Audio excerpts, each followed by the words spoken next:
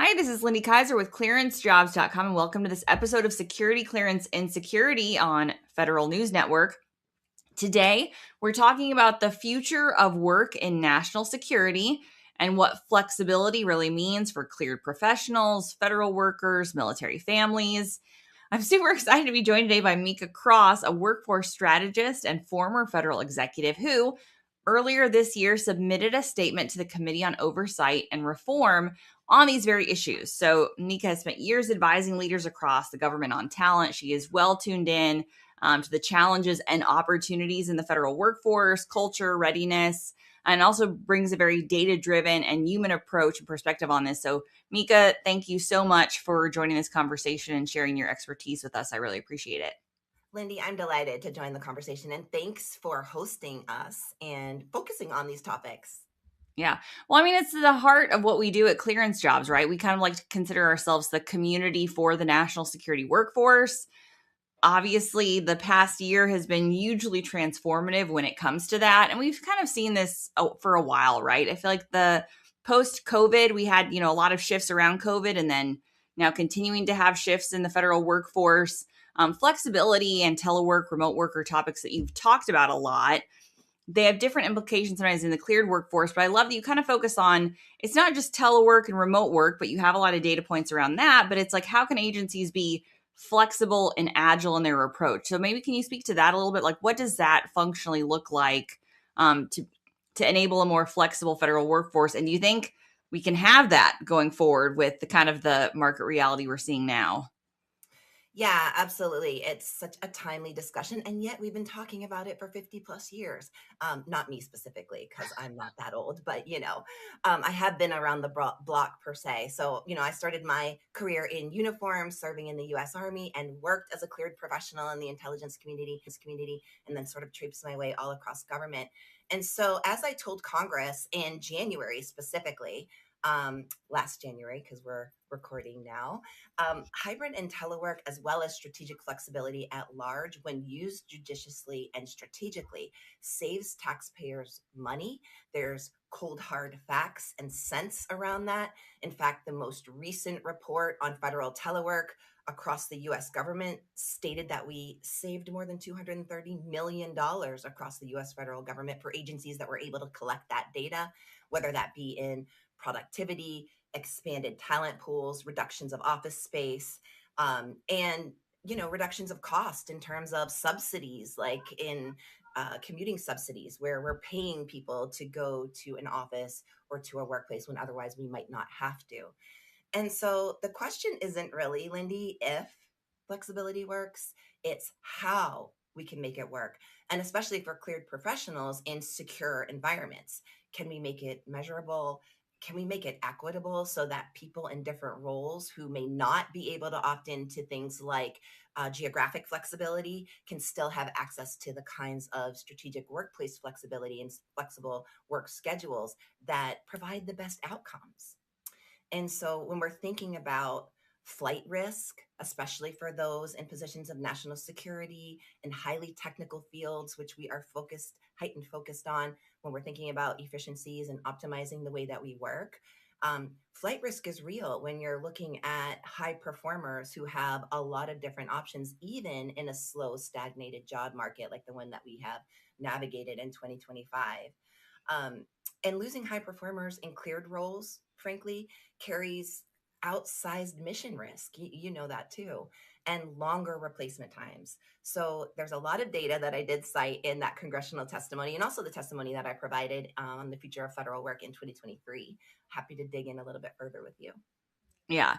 No, I love that you brought that. Like, we've been debating this forever. Like, and I mean, I can go back to, I don't want to date myself how many years ago it was. It was close to 20 years ago when I was working at the Pentagon, and I had the same thing. I worked for 6 months to get telework approved, which I think was like a 1 or 2 day a week.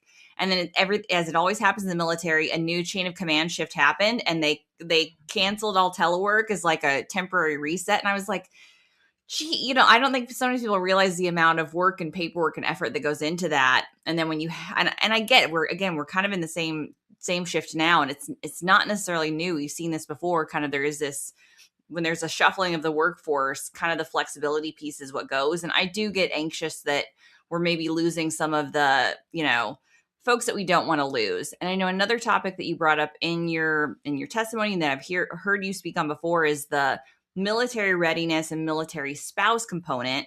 And I think that's a big shift. They've gotten a lot further in terms of enabling mobility for spouses. And that's not a gendered thing. I know as many men as women who are affected by being able to transition their federal job when a spouse has to, move for the military. But how does that tie in the military spouse component, workforce flexibility and employment? Well, military spouse employment is a matter of national security and it directly affects military readiness. It's affected by employment challenges faced by spouses and their families and or caregivers because of frequent relocations and the transient nature of their lifestyle and not sometimes being able to work for flexible friendly employers where they can take their careers and jobs with them. And in this economy, we all know that many families cannot survive on just one income alone, especially if you're raising children or living in heightened, increased areas where it's quite costly. And when we're also combining the fact that there is a shortage of military housing, there is a perfect storm brooding here. And so, for many, many years, the government has recognized emphasizing military spouse employment and flexible career pathways, even reciprocity as it comes to licensure and accreditations if people are working for themselves. But Congress did too, because they recognized the issue and put it into the NDAA many years. And especially in fiscal year 2024, there were provisions to support remote work for military spouses. So my testimony did draw from that as well to make sure that there was a clear delineation on the impacts to national security and military readiness if we don't afford the opportunity for military spouses. And to your point, there's a larger portion of women and females that are in military spouse roles, but they're not all of them. So this affects everybody. There's a higher underemployment rate and unemployment rate for the spouse community. There's a direct impact, as I mentioned, on military readiness because financial strain from lack of income or underemployment or unemployment, it really increases stress and dissatisfaction and can directly relate to retention of military service members. And there's just dual income necessity. So if we do not put into place the structures in the nation's largest employer that support flexible career pathways and jobs for spouses to be able to continue serving America in two ways, supporting their spouses who serve in uniform and coming maybe to work for America and bringing their skill sets there, we're really at a loss. Yeah. No, and I love that you highlight that. And it's worth noting the NDAA often includes this language, Intelligence Authorization Act. It does sometimes seem like the intelligence and national security community can be a leader in flexibility when it comes to which I think kind of people don't always think of that. Like there's certain work that you have to do in a skiff, but I think because of the mission imperative, so you've even already seen that in a lot of the policies that have been pushed out of the Office of Personnel Management. Many of them, like the reductions in force, specifically exempt Department of Homeland Security, Border Patrol positions, national security. So that kind of allows the national security workforce to be an incubator of, flexibility, agility, and why they need that. But I think it kind of, people don't necessarily expect that always or realize that, because as someone who's worked in this space for so long, can you speak to that? Why does national security need that agility? And maybe why would it be beneficial for the rest of the federal workforce to have some of those advantages or emphasis as well? Yeah, such good points, Lindy. And I'll point to when we were measuring in the Federal Employee Viewpoint Survey and then looking to that best places to work in the federal government, which existed 2024 and before. And now my hope is that we'll collect some new data on it. But the U.S. intelligence community at large was ranking in the top three of 17 large federal agencies.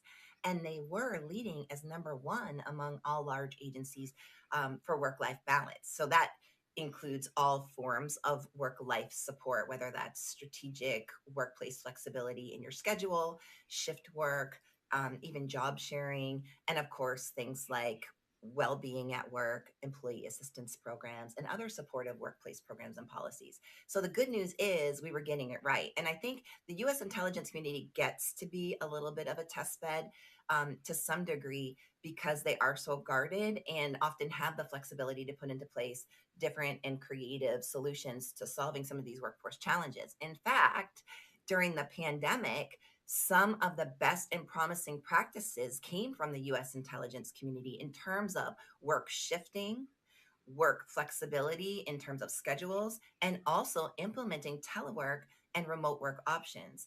Even thinking about how broadly we might be able to use locations like JRICS to be able to still do classified work, but from other locations geographically around the country. So ODNI got it right, NGA got it right, NRC got it right, and even National Reconnaissance Office. So might be surprising. And way back when, if you remember, we used to call telework flexi place in the US government. When we were rolling out new policies after 9/11 for the human capital workplace in or workforce in the intelligence community, we were even able to extend those flexible workplace options to those in uniform services who were serving in the US intelligence community. And that was precedent setting. That had not been done before. I think there's an opportunity here, and the data really clearly illustrates that flexible work policies are truly essential for maintaining high levels of productivity.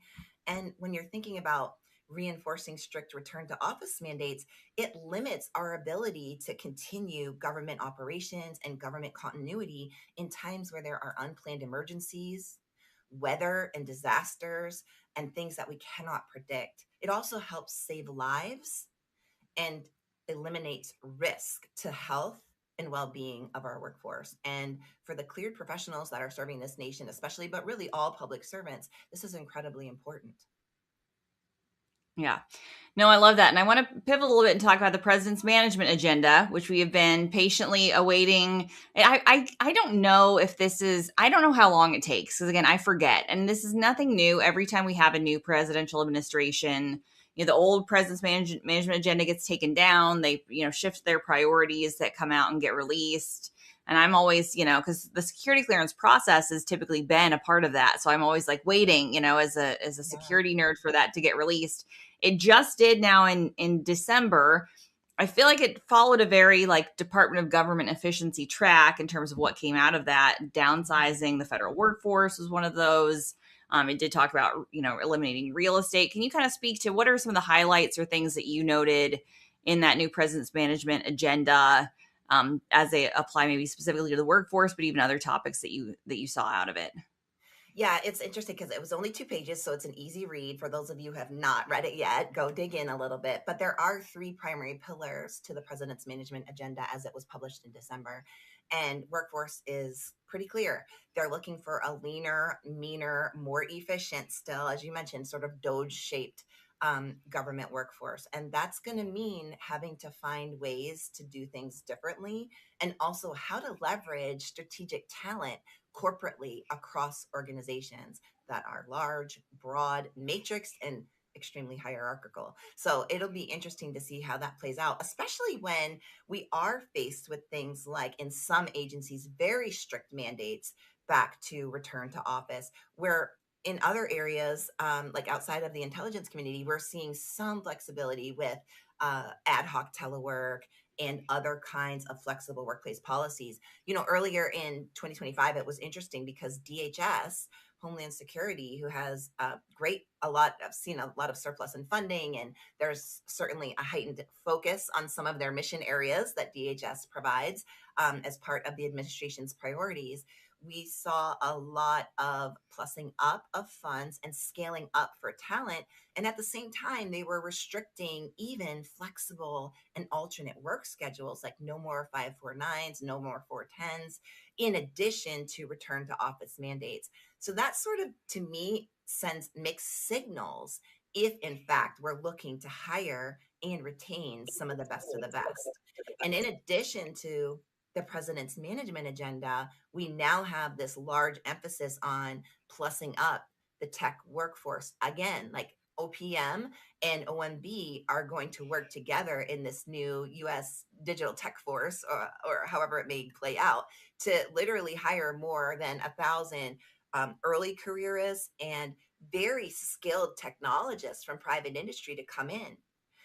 It will be interesting to see how lack of flexibility or lower pay ceilings or restrictions on performance levels, really emphasizing that level 3 of performance, unless you're indicating or demonstrating a very, very high level of competency otherwise, are going to either inhibit or support the president's management agenda in that area. Yeah. Well, and it's funny because the Trusted Workforce 2.0 initiative was a president's management agenda initiative. And so I always highlight that, like, the whole notion was we need a trusted federal workforce, and kind of creating this ecosystem of contractors, direct employees, all of that. And so for me, the height of trust is like, can you do your job remotely, flexibly, in Yeah. different ways? So it is interesting how, and that was a Trump administration program that was set up, to create this trusted workforce initiative. And I feel like now somebody is like, don't trust the workforce. But I mean, I think my hope is we're getting there, because I also see the language about building a better workforce. And so I think I want to err on the positive, because the last thing I want as someone who works in the hiring community is to scare off an entire generation of people from wanting to pursue government work because they see all these headlines and restrictions and things like that. But it is just interesting how, how the language, even coming out of like prior president's management agenda Yeah. initiatives, really talked about trusting the workforce. And a lot of it now is like downsize the workforce. But I'm hoping still is like, as we get to the right size, whatever that looks like, as things continue to shake out into 2026, which I know they will, that we get back to this notion of, you've mentioned like reciprocity in a few different ways. I know that's big, right? Creating like the mobility, fluid agility in the workforce. Yeah. And I do have hope that some of the shifts that we're going to see, even the tech force, right, which is like nothing new under the sun, but like kind of some of these different initiatives will kind of enable some of that flexibility, even if that's not what you see in the headline right now. Does that make Yeah, sense? that Maybe. lands for me, Lindy, too. And when let's talk specifically about the tech workforce. I mean, for years we've been signaling a red flag around the federal IT workforce in terms of representation. So, like, I think in 2017, the data showed that there were about 3% of federal IT professionals across the US government under the age of 29, as compared to over 37% age 50 and above. And so sometimes, for some occupations in the federal IT infrastructure, we're seeing 19 times more over the age of 50 than under the age of 30. It's a red flag. And when you consider the fact that we're going to need to broaden the aperture of where we pull our tech talent from, if we're looking at early careerists early in their career who often make less money, and asking them to relocate to some of the nation's highest cost areas, like the nation's capital here in the DMV, or New York, or California, or Texas, often where there are large tech hubs to recruit from, that could be a significant barrier for being able to attract and hire a geographically diverse talent pool for mission critical areas like IT, cyber, STEM, and AI. So, if we want to ensure that we remain a global leader in innovation, the National Science Board, the previous federal CIO's Council, Future of Work plans, all highlighted the necessity of being able to look at a geographically dispersed workforce. And I think right now, data from the Center of Rural Innovation has cited that there are only about 5% of the tech workforce across the country in rural areas. So they're lagging behind when we're thinking about being able to situate talent that serves America in areas of America where we need them most. Yeah. No, I love that. As a girl sitting in Nebraska right now, the shout out to the rural community, that hits me. And it is, we have seen this, like the intelligence community has largely had a great program to recruit across colleges and universities. It has been one of their strengths. But to your point, really looking at being a very geographically, dispersed workforce and creating both recruiting, and then how do we create job opportunities in those locations, in rural America, in urban America, just like how do we hit different centers and make sure that we are getting the best talent? Because I mean, I joke often, that the national capital region, it feeds itself, because I've just worked in this community so long. You just don't realize the different opportunities that are out there unless you're in it. It takes so much of it is hearing from somebody. So how do we create that equity by really, going across the country and letting folks know, hey, this is, these jobs are here for you. And then how can the federal government, through, telework, remote work, through creating different smaller regional hubs, make that work viable in these different communities? Have you seen like innovative ideas for how they can Yes. do that? Or And I am a huge fan, especially if you're thinking about, that pillar that talks to reducing the footprint in leased office space for the federal government. So there's real opportunity to get this right. But GSA was already leaning into creating pilot programs and hubs for this workforce of the future. And they had already begun testing out sort of like federal co-working spaces where agencies would be able to put their people regionally together. And so if, in office collaboration is important on certain specific days of the week, or maybe every day of the week, depending upon your policy, they could do that. But other agencies would be situated in the same building or location. And so think about cross leveling of skills, collaboration, opportunities for career pathing, and what it means for your talent pool, too, to be able to also sit side by side to other agencies and other missions and maybe solve some really cool problems together, even though you belong to that one particular position. So GSA was just starting to roll that out. I'd love to see that continue, especially for those federal workers who have been really burdened by trying to figure out how to get back to an office that could be several hundred miles from their location where they were hired from initially. And so we can accomplish both. We can accomplish meaningful in person collaboration, responsibility and being judicious with government time and resources and talent, and creating flexible hubs of innovation, creativity, and sort of a talent marketplace that delivers on the promise to the American people, I think. yeah, no, I love that. And that's the kind of thing that you're going to really have to push out from the executive level to get these agencies to do it. Cause like, love in my whole heart for federal agencies, but kind of this is because we talk about the clearance process all the time, right? The Yeah. reciprocity and suitability. And transfer of trust is supposed to be a thing, but it is so hard to get. I mean, the GAO has talked about this. Government agencies not even trusting the background investigation processes of Mhm. another agency, let alone trusting IT infrastructure, right? So I think that this is where the federal government could really step in and say, hey, no, we're going to create these, workplace workforce hubs. And it doesn't matter if you are, DHS or Department of Agriculture, like you need to be, this is a government system. You should be able to trust this system and put your workers here and collaborate and do the work. I think you're right. I think it also will take investment in upskilling our leaders, and especially those accidental leaders who, by virtue of all the tumultuous change, personnel departing, rifts, restructuring, reorganizations, are being pushed into new positions that are leading people. They're going to need to invest in some skill building in terms of how to lead efficient, productive, high performing teams from any location. When you may not be co-located doesn't mean you're not working from a traditional office. It just means you may not be co-located, similar to the military or the intelligence community. And also when you might be on a variety of different work schedules. And so how do you teach leaders how to lead by outcomes and not ghost matrix, in terms of physical presence and butts and seats?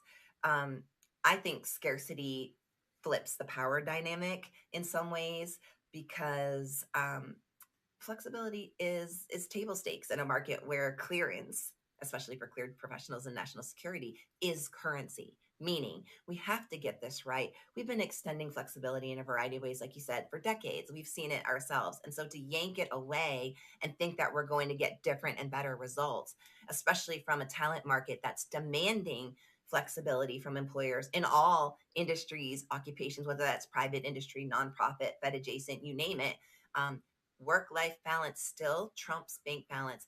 And job seekers are willing to forego up to 30% of their salary to take positions that they have a sense of meaning and purpose with and align with, but also that offers some degree of flexibility that can meet their lives where they are. Yeah. I love that. I always love chatting with you, Mika. I love it because you have great ideas and you're passionate about the federal workforce.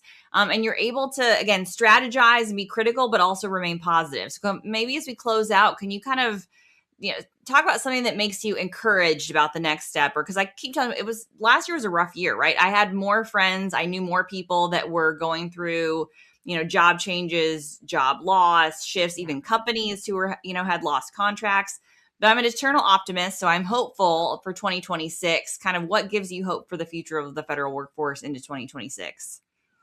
I think my hope is that we will continue to learn and iterate, but lean on our communities, Lindy. And you're such a community builder yourself. So thank you for that kind um, sentiment. And I feel the same way. But it's really thinking about how we can learn and adapt. And to your point, be more agile in a moment where we are moving at a rate of change that we've never seen before. So it's not, I don't think, on the individual to display just their own sense of resiliency, but rather on organizations to invest in the capacity for teams to be able to lean in, connect with one another, and also really inherently understand where the skills are needed to be able to implement the goals and objectives of the administration or the priority of your work if you're a federal contractor, and sort of adapt to that. And you can't do that without other people. You can't do that without community. And that does take trust. It also takes clarity, and it takes some skill building in that capacity. And I do see a future where we are rebuilding and restructuring and growing as we go. I'm optimistic for 2026 as well, despite also recognizing how incredibly hard it has been for our federal friends, especially. Awesome. Mika, thank you so much for this conversation. And thank you for sharing your perspective and expertise and the ongoing work you do to support this space. Thank you to all of our listeners for joining us. We will be back next time with more conversations on the issues shaping our cleared workforce.